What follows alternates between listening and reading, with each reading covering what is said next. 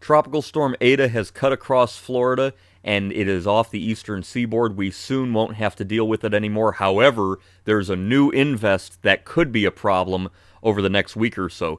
I'm Mike Naso with the latest on this this Thursday afternoon tropical video update. You can see there's what's left of Eta, still a tropical storm hanging on there right off the coastline of Georgia and South Carolina, caught up in this frontal boundary that's causing heavy rain further to the north, not directly in association with Eta.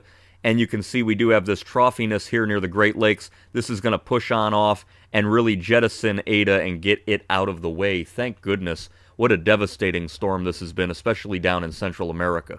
Here's the latest on Tropical Storm Eta as of 4 p.m. Eastern Time from the Hurricane Center.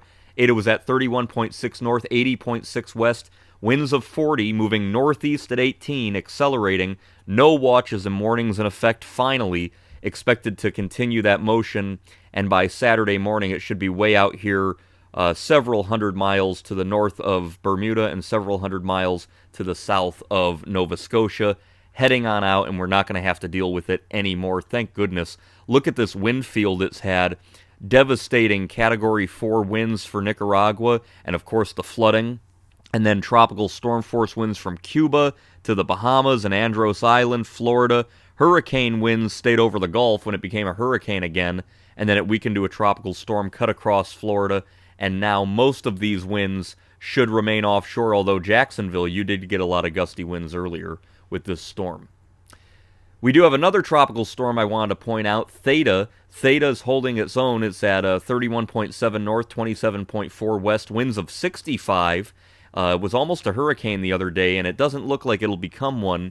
It's moving east at 12, and again, that motion should continue pretty much straight east, and then as it weakens, it should drag itself up by early next week, closer and closer to Portugal, so there could be some high seas there in that area. You can see the satellite imagery there of Theta. Not that bad. I mean, considering it's way the heck out there, you can see here's the Cape Verde Islands here, the Cabo Verde Islands, Spain and Portugal up here in this line I just drew. So it's way out there, and it is holding its own. And so even though it shouldn't be a hurricane, it is yet again another tropical storm in this record-breaking hurricane season we've had. Now, of greater concern to us here is in the Caribbean. This is an invest area, 98L. I don't see any real signs of a surface circulation down there yet. You can definitely see that turning, though. You notice that rotation. This looks like it could develop, and it could be a problem. Here's the computer models, and you can see they take it very near and to the north of where Eta was. Eta, of course, took a trek. I always say track. Took a track somewhere like that, and then looped back up, obviously, and took that weird zigzag. This system will likely stay a little more towards the north, maybe just missing Honduras off to the north. So the Canadian model brings it into Belize, and the hurricane models here, the HWRF and the HMON, are much more intense and further to the north. This is the HMON model, and these have performed pretty well this year. You can see that it takes our system, develops it into a tropical storm, then a hurricane, and then just a very dangerous Category 4 hurricane, taking dead aim there at the Yucatan Peninsula. That's nothing. Look at the HWRF model here. Takes our system as it is, develops it. This is by Friday, Saturday, and then look at by Sunday. Ugh, what a monster hurricane. A Category 4 hurricane taking dead aim at the Yucatan Peninsula and areas of Cozumel, western Cuba. You guys have gotten slammed with Gamma, with Delta. You got threatened by Eta. Now you could have another storm. So we are going to watch this very, very carefully, because if this pans out, that would be another major hurricane.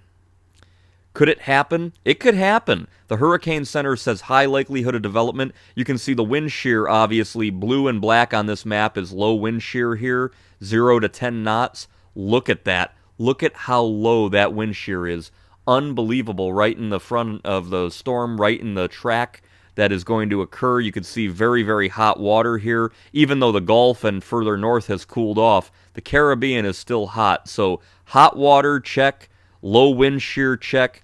And we do have an entity down there with this tropical wave. So we're going to watch this system very carefully. Maybe it'll do nothing, but right now After this hurricane season, I got a feeling if you are in Central America, the Yucatan, Western Cuba, even Jamaica and the Caymans, you guys need to keep your hurricane plans out like they've been all year, just in case this system does something. By the way, the next name on this Greek name list would be Iota. So if this becomes a hurricane, it would be Hurricane Iota. You can see the rest of the tropics. There goes Eta, a prolific major late-season hurricane, and there's Theta out there spinning around as a weakening storm. So I'm Mike Nasa with the latest on the tropics. We'll continue to watch it as hurricane season 2020 rages on.